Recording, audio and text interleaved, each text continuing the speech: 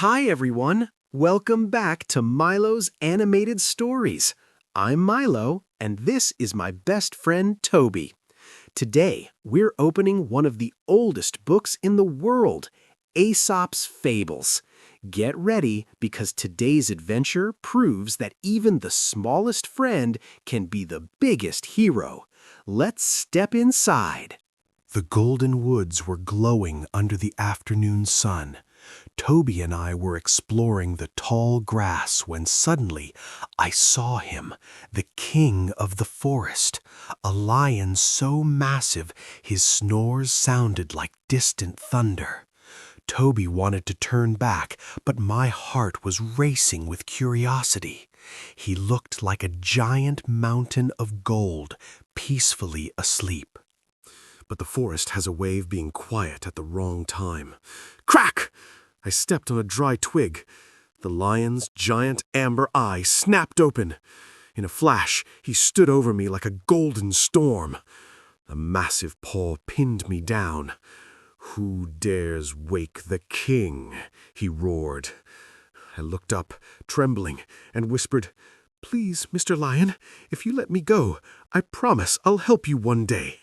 The lion stopped. He looked at my tiny hands, then at Toby's small shell, and he laughed. The ground shook with his giggles. "You, a tiny boy and a turtle, helping me?" He was so amused by the joke that he lifted his paw. "Go on then, little ones. Your bravery has earned you a pass for today." But a week later, the laughter stopped. Dark shadows entered the woods. Hunters. They set a trap of thick, heavy ropes. The lion, unsuspecting, walked right into it. He roared for help, struggling against the net, but the more he fought, the tighter it became. He was trapped. The king was alone. Or so he thought. We heard him from a mile away. We didn't run away. We ran towards the danger. "Don't worry," I cried out, while the lion looked on in disbelief. Toby and I went to work.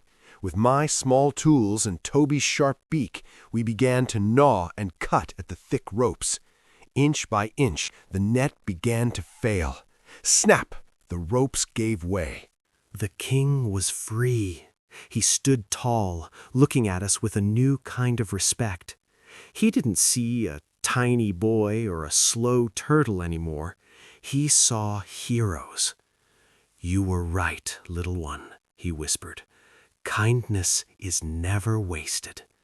From that day on, we weren't just a boy, a turtle, and a lion. We were a team. So remember, friends, never judge someone by their size.